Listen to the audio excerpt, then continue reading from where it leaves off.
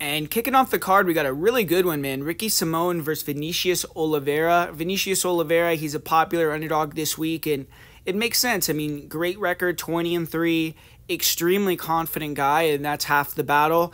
And on top of that, his UFC debut was pretty awesome, man. That knockout was sick, and he's just one of these guys that has been able to maybe not look the greatest, but he pulls out these finishes and gets the job done, and kind of has that aura dynamism about him right now, and it seems like a lot of people are jumping on that bandwagon. But this is a big step up in a really hard matchup with Ricky Simón coming in here with, I don't want to say his career on the line, but in a bad spot with 2 losses in a row. He's going to be motivated and definitely needs a victory here. And on paper, I mean, I see this as an easy fight for Ricky Simón. It's just Vinicius Oliveira obviously has that equalizer with the knockout. He can end things and make the skill differential and experience differential a moot point. But at the end of the day, when I'm looking at how these guys match up, I mean, Oliveira, he's 100% KO or bust to me. I mean, if you look at his style on the feet, he, to me, has a horrible style to deal with a wrestler like Ricky Simón. Ricky Simón is somebody that obviously recently I feel like hasn't wrestled as much, and I think that's been a mistake. I think he has had hard opponents to put that game plan on too. But this fight with Oliveira's usually always throwing big looping strikes, big knees, you know, and you could just duck under those and get the takedown. And I feel like Ricky Simón's going to be able to do that all day. Oliveira doesn't have the best defense either. I think Ricky Simón could land some big punches. He has power. Obviously, he could run into a knee or something like that, but I feel like Simón has good enough cardio to wrestle for 3 rounds. Oliveira, he has decent ability to stand up, I feel like, but as fights go on, it seems like he's more willing to stay on his back and play jiu-jitsu. And if he does that with Ricky Simón, I just don't think there's a good likelihood of him hitting a submission. I feel like Simón has good submission defense, and Ricky should get the job done here if he doesn't get knocked out. I understand why people are going with Oliveira. I mean, you just look at the momentum and Oliveira's style, it makes sense because he's flashy, but I think it could be a little bit of fool's gold, man. I feel like Ricky Simón could come in here and kind of expose him a little bit, show levels, and get a dominant victory here. So I'm going with the veteran Ricky Simón to keep his spot and turn back Vinicius Oliveira. And this next fight, we got a women's fight. Michelle Waterson taking on Jillian Robertson. And honestly, I feel like this should be closer to a pick'em than where the line is now. I think this fight could go either way. Obviously, there's a 9-year age gap, and Waterson has lost 4 fights in a row, so I get why the line is wider, but matchup-wise, I think this is a very close fight. Waterson has been fighting really high-level competition, and a couple of those fights she arguably won on the scorecards and didn't get the nod, or was winning before she got caught. And Jillian Robertson has had 3 fights at 115. She's 2-1, but overall in her career at both 115 and 125 in the UFC, she's never beaten a ranked opponent, and almost all of her wins are finishes against low-tier fighters. Michelle Waterson, in my opinion, would be the biggest name that Robertson has ever beaten if she can get the job done. And if Robertson wins this, it's going to be through her timing a takedown off catching a kick maybe, or hitting that single that she always likes to use and getting it to the ground. I mean, she's 2-6 in decisions, and although her striking has gotten better, she struggles against fighters with good movement and speed. And Michelle Waterson, to me, has given away a bit of her speed and movement with the size she's put on recently, but she is hitting a little bit harder. I think being a little bit more impactful, not as meme-ish, you know, hitting the air with 100 strikes anymore. And she's going to be the faster and more diverse striker here by a fairly wide margin. I don't think Robertson has ever fought someone with the striking arsenal and primarily the kicking ability that Waterson is going to bring. And Robertson did fight Tabitha Ricci, who isn't really known for being a great striker. And Ricci was able to pot shot and move on Robertson. So if Ricci could do that, Waterson could maybe mimic that game plan. I do think it will be close in the feet, though, because Waterson won't open up as much. I don't feel like out of fear of the takedown, and there'll be a lot of misses and probably not a lot of impactful offense from either fighter. Robertson's probably going to be coming forward. so it could look close. It could kind of be like similar to the Esparza versus Waterson fight, but ultimately I think Waterson should be savvy enough to squeak the stand-up. And as far as the wrestling and the grappling goes, obviously that's Robertson's wheelhouse. Michelle Waterson has emphasized that aspect of her game in recent years, though, and put on size to try to stop girls from being able to bully her. Her balance, her takedown offense are pretty good, and now she's harder to control in the clinch, so she's definitely, in my opinion, gotten better. Her last fight, she got beat up bad in the clinch, though, cut up with the elbows by Marina Rodriguez, but Rodriguez is one of the best clinch fighters in that division, and Robertson's clinch offense is nothing special. If Waterson gets put on her back, I think she's going to be in big trouble because Robertson is super physical and a beast on top, especially at 115. She could get a TKO or a submission, but I think it's going to be hard for Robertson to get this fight to the ground. If it stays standing, I think it could be very close in this one. And I wouldn't even be shocked to see Waterson shoot takedowns maybe with like 25, 30 seconds left in the round, try to steal a round with a takedown in a close round, because I don't think Robertson is the best takedown defense, honestly, especially when she's in her striking mindset. And I don't think Waterson obviously wants to grapple for long periods of time with Robertson, but if she could steal a couple rounds with some late takedowns, I think that could be a feasible way to differentiate herself in the decision. And I'm going to slightly lean with Waterson here to break that losing streak and get this win here, maybe via decision, maybe even via split decision, but I'm going to go with the Waterson. And up next here, this is a hard one for me to predict. I agree with the line here. I'm not really usually good with these Charles Jourdain fights. I'm not good at predicting whether he wins or loses, to be honest. And with Gene Silva, I'm not 100% sold on him like everyone else. I feel like a lot of people are loading up and betting on Gene Silva, and the line has flipped in some spots. But yeah, man, I think this is a hard fight to break down because Gene Silva really hasn't got anyone that good. I mean, he fought that young kid on the Contender Series that's the best guy that he's ever fought. And it seemed like after the first round, Vallejos just totally gassed, or something happened where he just stopped pulling the trigger and Silva took over the fight. But with Charles Jourdain, I mean, we know he's going to be there. He's going to have cardio for 3 rounds, and he's going to be throwing and ready to go to war because that's just who he is. So it's going to be a lot tougher of an opponent. And honestly, I'm struggling to really predict a winner. You look at Gene Silva, he's definitely a stand-up guy. The guys at the Fighting Nerds, usually they like to grapple, but Silva, he's someone that really likes to close that gap, get in the pocket, and then try to exchange with you. And very fast, he closes the distance in and out really well. But I feel like at range, he doesn't do much sometimes, and is kind of one of these guys that explodes and then rests. And if Jourdain can get his kicks going and be active on the outside with straight punches, he could maybe get ahead on the numbers, especially if he doesn't engage too much in that pocket battle and that ego war that Gene Silva likes to draw you into with the taunting.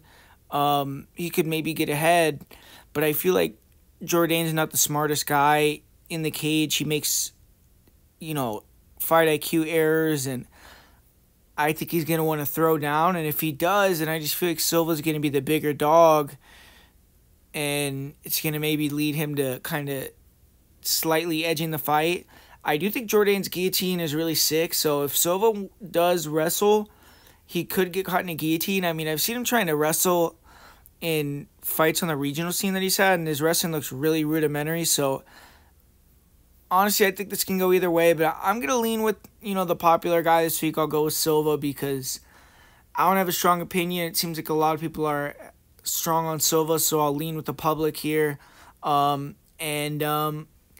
Yeah, I'll just say he has a little bit more of a dog in him in this fight, and Charles Jourdain is not going to fight a smart fight where he uses movement and kicks, and I think he'll engage in that pocket brawl with the boxing, and Silva will be able to kind of get the better of that and win this fight. So I don't know if he's going to finish him. I don't think either guy's likely going to get the finish, but I'll say Silva gets the decision. Yo, what's up, guys? We're back for another week of breakdown and predictions, and this week we got some great stuff. We got UFC 303 and Alex Pereira taking on Yuri Prochazka in the main event. Amazing main event. Second time these guys are matching up. Epic card as well. I really like the card. I feel like, obviously, it lost a little bit of luster because of Conor McGregor coming off the card, but man, it's still a hell of a card. It's International Fight Week, so definitely pumped up for this one more than usual. And man, hit that like button, put a comment down below. I feel like I'm giving you guys awesome information recently, man. I've been doing really well with predictions, giving you guys some good upset picks. Almost all of my part of the weeks, plays of the weeks have been hitting. So man, I want other people to be able to get this information, get some of this good information, not some, maybe some stuff that's not so good from other channels. So yeah, man, I mean, hit that like button, put a comment down below. Let's try to get more people engaged here. And like always, I am going to be doing a video on Friday with Fitz. I think it's going to probably be 7 p.m. Pacific time, breaking down the card from a betting perspective. You go over there. We have given you guys a lot of good bets recently, so come show love in the chat and have some fun talking over there. And I believe I'm also going to be doing a live podcast, which should be pretty cool, with Lucrative tomorrow. I think it's going to be, I don't know exactly when it's going to be, but just be on the lookout on his channel. I think we're going to meet in person, do Parlay Madness, so it's going to be a good time, man. So definitely check that out too. But yeah, hit the like button, put some comments down below. Let's try to get some more interaction on this video. Let's try to get it out there more for more people to see it. And besides that, man, I mean, I got quite a few bets this week. There's a lot of cards going down this week, and I feel like we're going to make some good money this week. I'm feeling pretty confident. So go to patreon.com/NightPredictionGuru, sign up, get yourself some access to other content, bets, and make yourself some money, man. I mean, I'm top 10 in the world on Bet MMA tips for non-reckless bettors. I believe like 6 years in a row in the green. I've never been negative, so definitely giving you guys a lot of good information. So check that out, man. And besides that, let's get in this first fight of the night. Headline in the prelims here, we got Joe Pyfer and Marc-Andre Barriault. And when I saw this matchup on paper, I originally thought Andre Barriault potentially could be a live underdog here. But after looking into it a little bit more, watching some tape, I'm definitely leaning towards Pyfer. I think it's a good matchup for him. Pyfer took the loss to Jack Hermansson his last fight. He did good early. He hurt Hermansson, couldn't get him out of there. And then as the fight went on, those leg kicks took a toll, and he just didn't get much offense off in the later rounds and took that loss. Definitely got tired as well. And Marc-Andre Barriault, he's coming off a loss as well. Close split decision loss to Chris Curtis, so wasn't the worst loss either. Just like Pyfer, they both lost to quality competition. And his loss was a 3-round fight, which really could have gone either way. But looking at this fight, I feel like Barriault, obviously, if he can extend the fight and push that pace and, somehow maybe land some nice straight punches or big power shots, he'll have a chance. Because I feel like Pyfer doesn't like getting hit the most and isn't maybe the toughest guy or the best nail. But when you look at it, I feel like physically it's going to be really hard for Barriault to rough him up or control Pyfer in the clinch. I think Pyfer's just going to be more physical, stronger there. I think Pyfer's going to be the better wrestler. And Barriault likes to come in that high guard, straight forward, straight backwards, linear fighter. And I think Pyfer can land those straight shots down the middle. That's what he throws, the 1-2s, the 3-2s. And I think he can land low kicks. And I feel like he hits like a truck, man. I mean, I don't know if I believe that he hits harder than Francis Ngannou, but he definitely hits really hard. And I feel like he could knock out Barriault. Barriault's only been finished once with strikes. He got knocked out by Chidi with that one punch. And I think maybe Pyfer could one-punch him. Obviously, Barriault has shown a good chin. He's been in there with heavyweights even. But I feel like Pyfer's going to get the knockout in this one. If he doesn't, I think he's going to win the decision. I just think too physical. His straight shots will land all day. And up next here, don't really got too much to say about this fight. Andre Arlovsky versus Martin Buday. I mean, shout out to Andre, oldest fighter in the UFC. But this is a really bad fight. I mean, I guess I'm thinking about it. I mean, Martin Buday isn't a super finisher or anything, but I think he's either going to come into this fight mentally broken after that horrible performance versus Gassiev that he had his last fight, or really motivated to bounce back. If you go back to his fight with Josh Parisian, Buday did blitz Parisian in round 1 and submitted him, and I think that should be the game plan for this fight. Arlovsky, a lot of his losses, especially recently, have been him getting knocked out early, and I think Buday isn't a great striker, but maybe he can land that left hook or blitz in and clinch and land a knee or something. Ultimately, if he can time a double and get on top, I think he should be dominant there, and I think Arlovsky kind of gives up the submission pretty easy these days.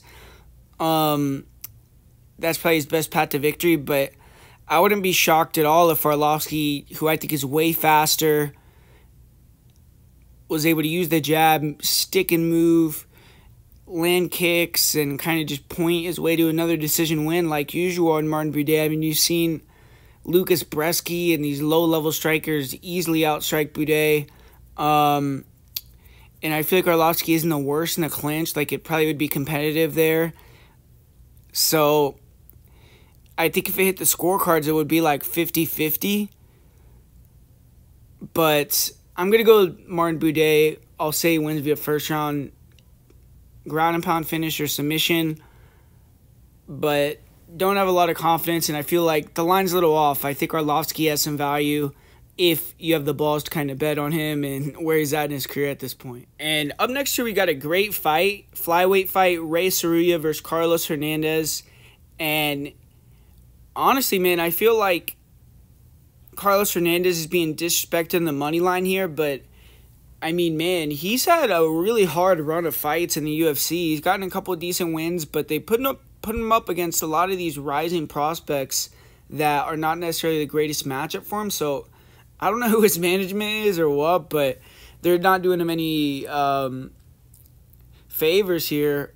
And this is another tough fight here where they're bringing in Ray Saruya, and Hernandez is a huge underdog. Obviously, Hernandez had issues with long grapplers.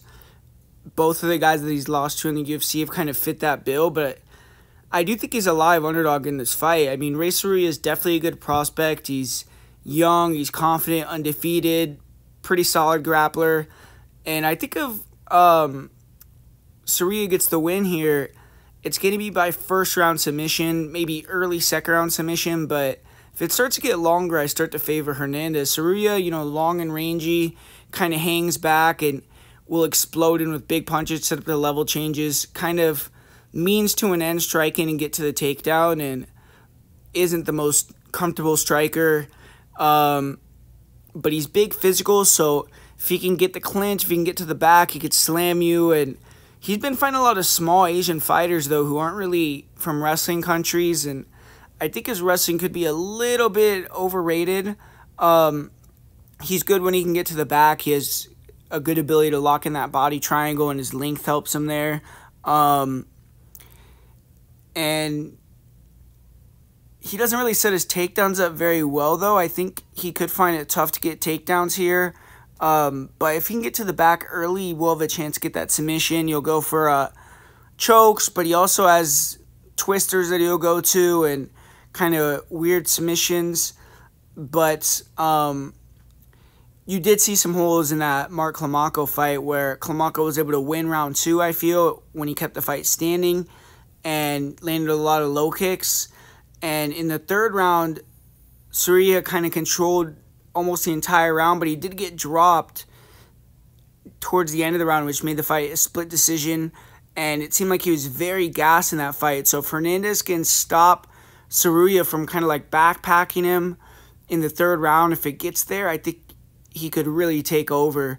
But Hernandez is a slick striker, great in and out movement, switch stance guy, and he feints well. He's really quick. His hands are good. He'll go body head and solid kicks.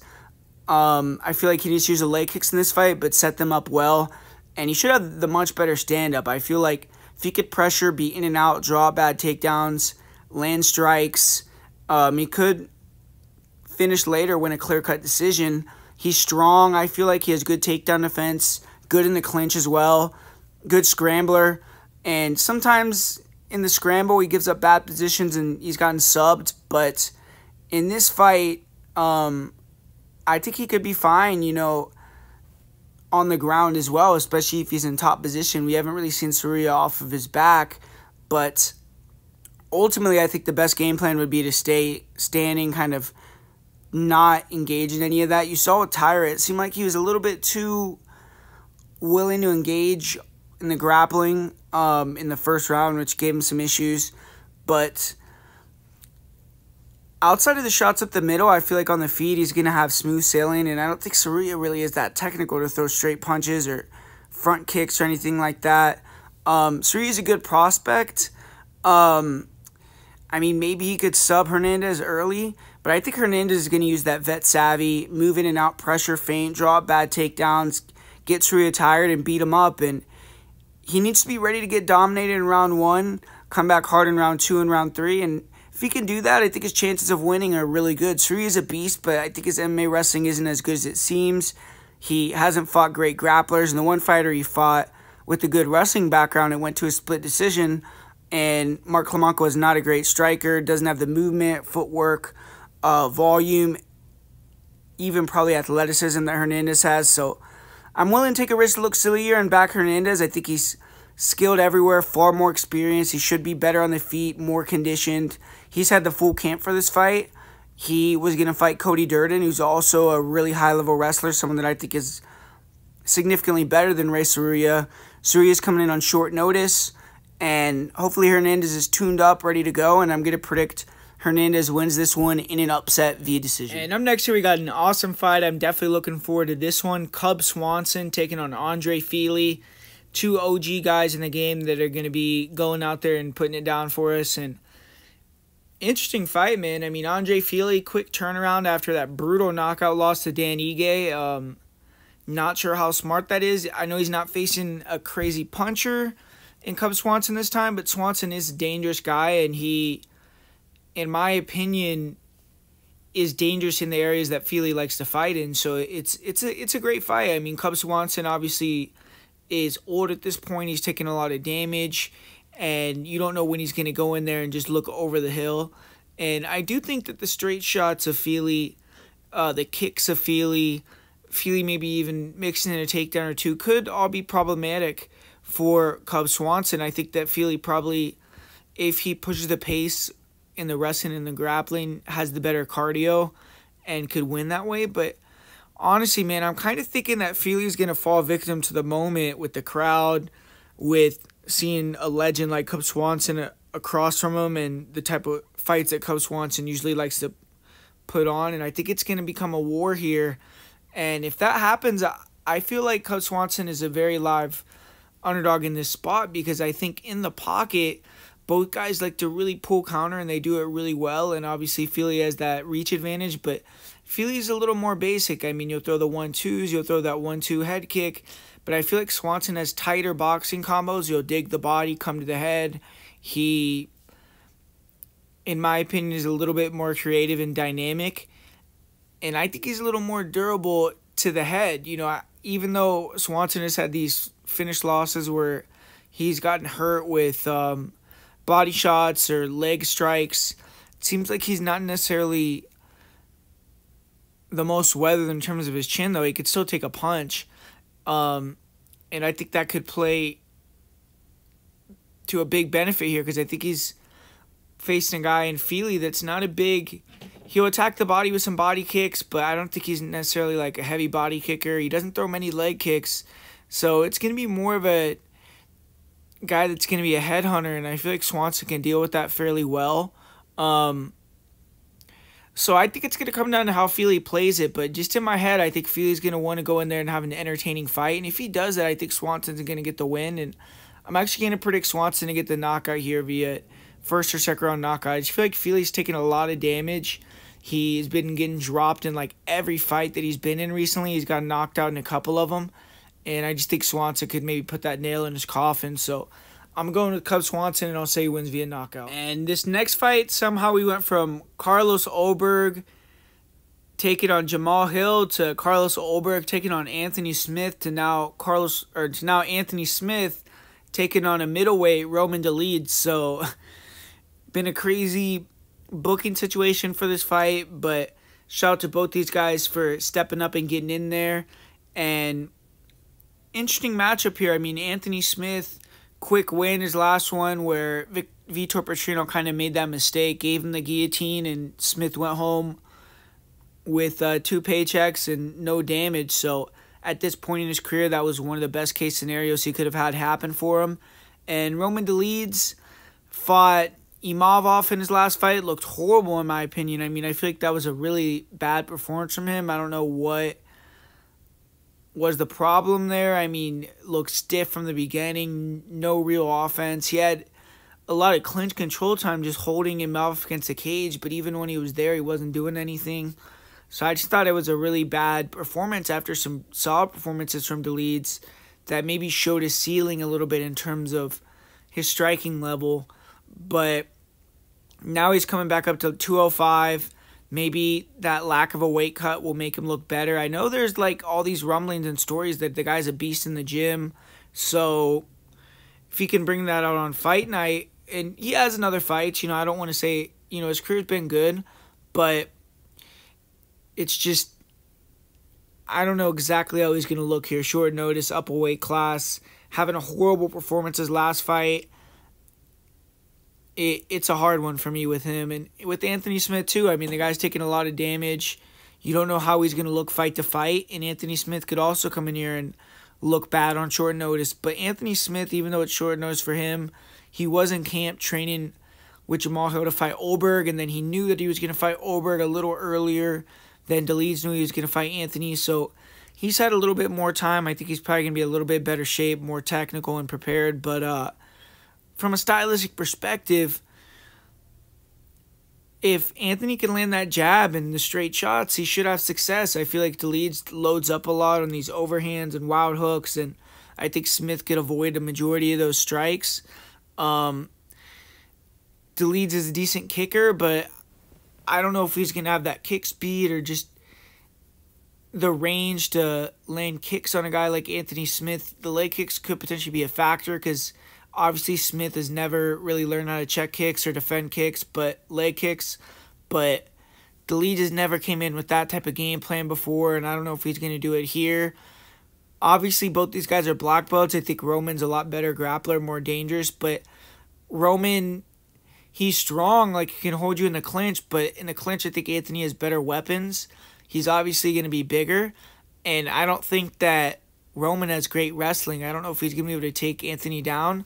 If he does, Anthony settles on his back and plays jiu-jitsu, and he's not very good at getting submissions off bottom, so that's a bad position for him in this fight. I think Roman could ride it out and win rounds that way, but Roman's not necessarily a good top player either. Most of his submissions are like leg locks or submissions from his full guard, so both guys aren't necessarily known for getting on top and riding guys out, but if it plays out standing like I think it will, I just think Anthony is a little more technical. He's going to be the bigger guy, and I see Anthony Smith getting this victory here.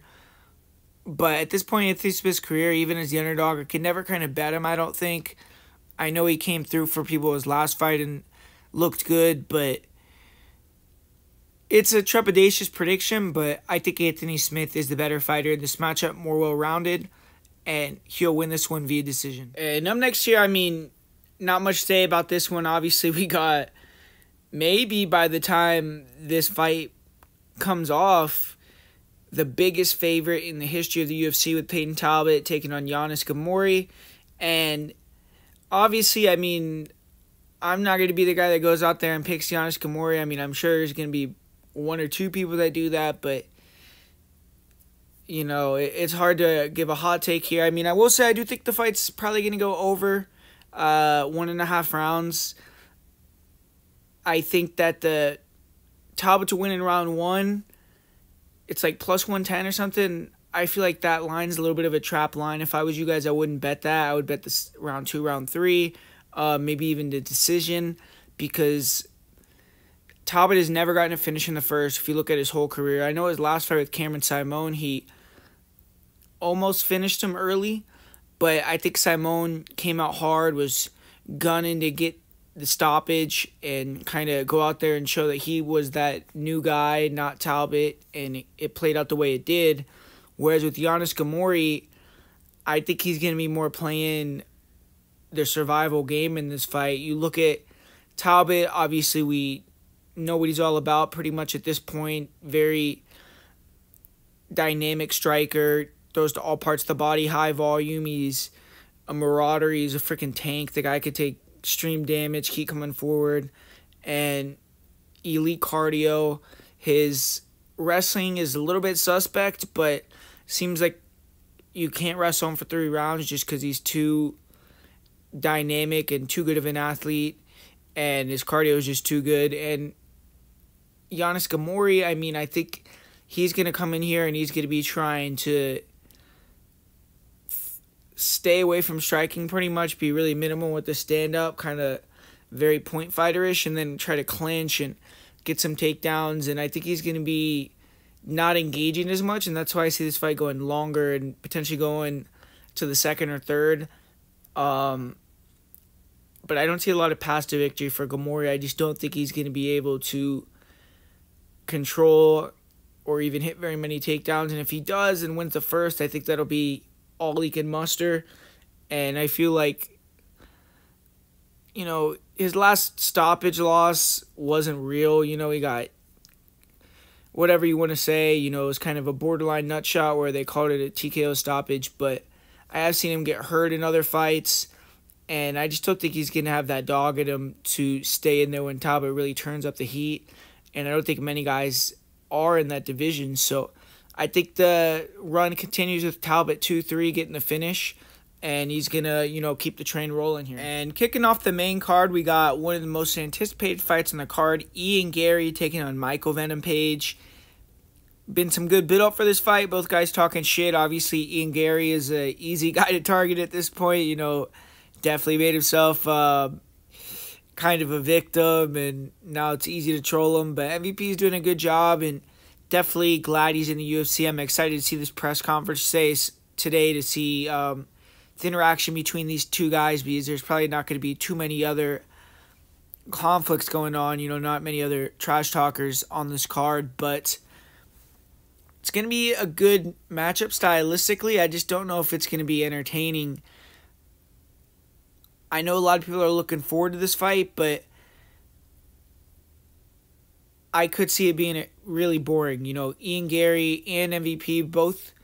I guess Ian Garry is he's usually higher volume, but that's because of the opponents that they've been giving him in the UFC have been primarily guys that come forward, pressure you, and Ian Gary's good at jabbing or landing 1-2s, leg kicks, front kicks, kind of touch and run style. And then once he beats you up enough, he starts to come forward and pick and pull and use that head movement and that athleticism and ability to control distance and really start to put it on you. And that's where he gets his finishes normally later.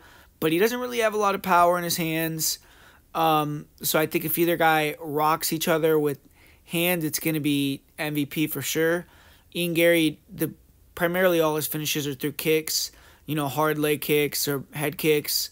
And this one, it's going to be interesting to see how he does with someone with such a long reach. You know, he's going to have a 5.5-inch reach disadvantage, and someone that's really good at playing that game, manipulating distance, pull countering, closing that gap quick with wild shots, great kicks, dynamic.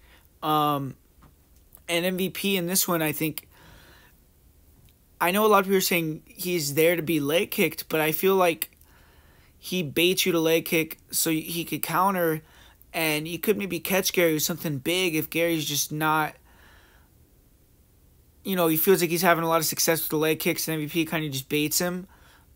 But, man, MVP's had some really lackluster fights as well. Like, we got to be honest. He's fought a lot of smaller guys in his career and been able to run him over, but when he's had other fights, like his most recent fight with Douglas Lima, super dull fight. No one did much of anything. They didn't let many strikes off. And MVP can be really low volume sometimes, and relying on his opponent to pull offense out of him. And I don't know if Gary is going to be the guy to do that, because Gary is kind of similar, where he likes to let his opponent work and then get his reads and get his offense off that way. So I could see it being a really, dull point fight on the outside. And if it plays out like that, I would lean MVP. One thing that's kind of an outlier, or something that could potentially be a factor, is Ian Gary with the shoot box guys. Obviously, his jiu-jitsu and grappling has had to have leveled up. It's just, is he going to be able to get the takedown? Probably, if he really emphasized that during camp, just because I don't think MVP has good wrestling or grappling at all. So yeah, I mean, Ian Gary maybe can go in there and get the submission, but I feel like people say that every fight and he never goes for it, so I can't bank on that. So honestly, I'm going to predict MVP to win a low-volume, lackluster decision, but I'm not confident in this fight. I could see Ian Gary coming out there and maybe even surprising with the stand-up. MVP is a little bit older, but I'm leaning with MVP here. And this next fight, didn't put a lot of thought into this one. Not a big fan of this fight. Don't know why it's on the main card, but Mayra Bueno Silva, Macy Chiasson. I guess both these girls are close to a title shot. Obviously, Mayra Bueno fought for the belt her last fight. She was actually the favorite versus Raquel and did well early and then just gassed out. I think her eardrum busted or something happened, and she said that was the reason why her performance really dipped down, but we're going to have to see if she has a better showing in this one. And Macy, she has been looking decent recently. She made the drop to 135 successfully her last fight and got the win, but I feel like she's still kind of a head case. She still has poor fight IQ, and she's definitely better being the hammer than the nail. Stylistically, I mean, I think both these girls are decent. Chiasson on the feet, is going to be way bigger, longer, and if she can keep it out at range and use her distance in her kicks, she could be effective, but I don't think she's going to be able to use that type of style. I mean, that's not really what she does, so primarily I think if she wins, it's going to be through clinching and kind of implementing that Raquel game plan, but I just feel like Mayra is going to land a little bit harder shots on the feet, maybe be a little bit more aggressive and have that submission threat. So I'm leaning a little bit towards Mayra Bueno. It's just, I don't know. I don't have a lot of confidence in this one. Didn't put a lot of time into looking into this fight because I knew I wasn't going to bet it, and just not a big fan of the fight. But just giving you guys a pick, I'll go with Mayra Bueno Silva via decision. And in the co-main event, just like all three of these last three fights on the card that we're going to talk about, this fight came together pretty short notice with Brian Ortega, Diego Lopez both stepping up, agreeing to fight here. Amazing fight, man. I think both these guys kind of have similar styles, and it should be a really good clash. Obviously, Ortega, he's been at the top for a long time, and technically, I mean, he's really only lost to Max Holloway and Volkanovski, two of the last three champs in like the last almost 10 years in that weight class. His other loss to Yair obviously got injured and came back, got that win back. So to me, it maybe erases it a little bit. So Ortega's only lost to the best of the best, and Diego Lopez, he's coming up in the UFC and looking incredible. He's getting these quick finishes. He's finished 3 opponents in a row in the first round. Is lost to Movsar, looked competitive even on short notice against a really good fighter. So Lopez is the real deal, and even on top of all his achievements in the cage and him personally fighting, he's become one of the best coaches in MMA as well. So he's a good mind for the sport also. But this is a hard matchup for both guys. I mean, anytime you're in there with Brian Ortega, I don't care who you are, it's not going to be an easy fight, especially when you're a finisher. And that's what Diego Lopez is. Diego Lopez is not a guy that usually wins via decision. I think he has a negative record in decisions. I know he's lost his last 3 decisions in a row. So finishing Brian Ortega is easier said than done. And that's what makes this fight interesting, because I think if Lopez can't get Ortega out of there in the first round, it becomes a really, really interesting matchup where Ortega could take over, because early on, I do think that both these guys have similar styles where they come forward high guard boxing, but Lopez is going to be faster, more dynamic, and I think he's going to be able to land some nice 1-2s, maybe 3-2s. He has power in his hands. You could tell that he hits hard, heavy-handed guy, and his uppercut is nice. I am curious, though. I mean, he's been facing a lot of really short guys, landing that uppercut and rocking them with it, hurting them with it. But with someone like Ortega, who's going to be taller, both these guys are really big for the weight, that uppercut might not be, as impactful or as damaging, I don't think. But obviously, I think that's Diego Lopez's best strike. That uppercut in the pocket, in the clinch, and even in the pocket, or when he's at kind of like finds it whenever. He's just really good with that shot. But I feel like as the fight goes on, Ortega, his boxing isn't bad either. He has decent stand-up. He's going to keep the pressure. And the guy's a zombie. He's impossible to really get out of there with strikes. I know he's been TKO'd twice, but, one was an injury. One was a corner stoppage or doctor stoppage. So he's never really been taken out like that. And if Ortega can start to clinch up Lopez, get in on the takedown, start wrestling, I think he could hit some takedowns, man. I mean, we saw Joanderson Brito, a couple years ago, beat Diego Lopez pretty easily, to be honest. I mean, Diego Lopez threw up a lot of submissions off his back, but none of them were, able to come off. And then he just got ground and pounded and ended up taking that loss. Ortega, I don't know why, if he gets on top, I don't see him getting submitted, and he could definitely ride out that position. I mean, the guy looks extremely heavy in top position and hard to get off of you. So if he gets on top of Lopez, we know, likes to play that jiu-jitsu game. He's confident right now in his finishing ability, and I don't see him catching Brian Ortega with the submission, and I think Ortega could win rounds like that on top. I also don't know how Lopez's gas tank is going to hold up in a fight where Ortega's bringing that typical Ortega pressure. So I'm just slightly leaning towards Ortega. I feel like he has more ways to win. I think that Lopez, he's not 100% relied on a finish because he could outstrike him for maybe 8 minutes, 9 minutes of the fight, or even the whole fight. Who knows? I mean, he obviously is improving all the time, but I just feel like if this fight starts to go longer, Ortega is going to be able to take over with the pressure, get the clinch, maybe get on top, and I think Lopez is going to have too much faith in his jiu-jitsu and finding that submission, and he's not going to find it. The clock's going to run out, and Ortega is going to get his hand raised as the winner.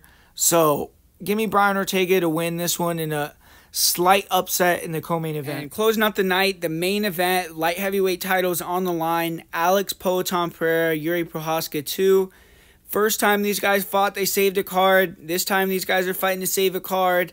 So shout out to both these guys. I mean, neither of them had optimal training camps either time they fought each other, but the first fight was fire. I'm sure this fight's going to be fire. And, man, I mean, two of the most fun guys to watch in the UFC, and they're both extremely high level and fighting for titles. So not much more you can ask for when you get a matchup like this headlining a card. Alex Pereira, I mean, this guy's been so active, man. He's kind of pulled an Izzy, since coming to the UFC. Basically Izzy got him in the UFC, and then Izzy had that run where he's racking up all these title defenses and all these wins, and Pereira's doing the same thing, except he even one-upped it where he came in, won a title in another weight class. So eventually I think this activity is going to hurt him. It has to, right? He's been fighting these 5-round fights over and over and over. But to be honest, I mean, definitely has been taking more damage, at least his last 2 fights, in the training camps and in the cage. I mean, his fights in that have actually gone down. I guess the fight with Yuri was a little bit more competitive, but his fights haven't been that tough of fights. He's been able to get guys out of there relatively fast as well. So Pereira is definitely the guy right now. He's one of the biggest stars in the UFC. And this is Yuri's last chance to take the title from him. And Yuri's a former champ. He's definitely a proud guy. And he's someone that is a bit of an oddball. It's like, man, he's going to come in here with everything. I feel like losing to someone twice in a row is going to be something that he doesn't want to deal with. And on top of that, he wants to get his belt back here. That last fight, you know, Yuri was coming back off that injury. It was a long layoff. Now he's got a win.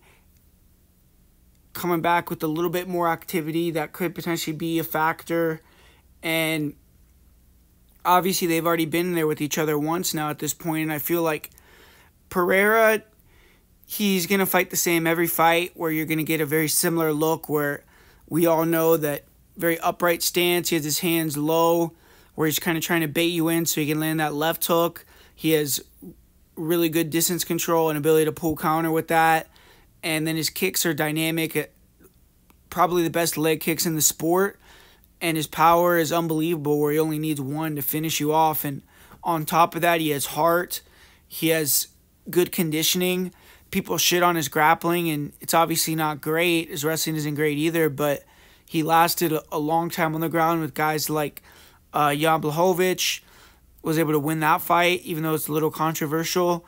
So he's not a zero on the mat. And on the feet, he just doesn't make many mistakes. Whereas Yuri, though, even though he clearly isn't as technical, he isn't as sharp or good on the feet, he can make more adjustments. I feel like he's the more dynamic striker, the guy that you are going to be surprised by. I mean, he's willing to throw anything in there, and he's a wild guy. He's willing to take damage. Really, the main thing in this fight, I feel like, is the calf kicks, because I think that's really what lost Yuri the first fight. And then if you watch his fight with Rakic, didn't seem like he addressed that very well, because he was eating those calf kicks again and kind of just willed himself through it and got the knockout. But that's not always going to happen. The first fight, though, you got to give Yuri some credit, because he did win the first round. I felt like won a lot of the minutes that fight. He got a couple takedowns, which was a little surprising. So I think he knows what he has to do here. He has to mix it up. He has to use that size. He has to put that weight on Alex, make him wrestle. He has to be wild and try to find that chin, because I do feel like Pereira, you know, we've seen him knocked out before. So if a guy like Izzy can knock him out, Yuri could definitely knock him out with the type of power that Yuri possesses. And we don't know if we're going to get 100% Alex, you know, with the issue with his toe. But Yuri as well, I mean, the guy ate a lot of leg kicks his last fight. So both guys aren't going to come in here with, like, obviously they didn't even have great training camps. So it is what it is. They're going in there and throwing down. And ultimately, though, I'm just going to go with Pereira again, man, in this one, because I just feel like he's in that flow state right now. He's really been on fire.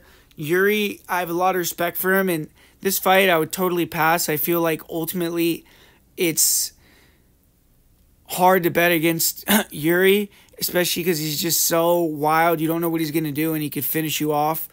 But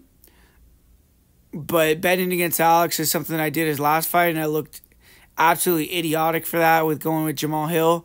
So I'm not going to doubt him again here. I'm going to go with Poatan, but I'm personally not going to have any money on this one.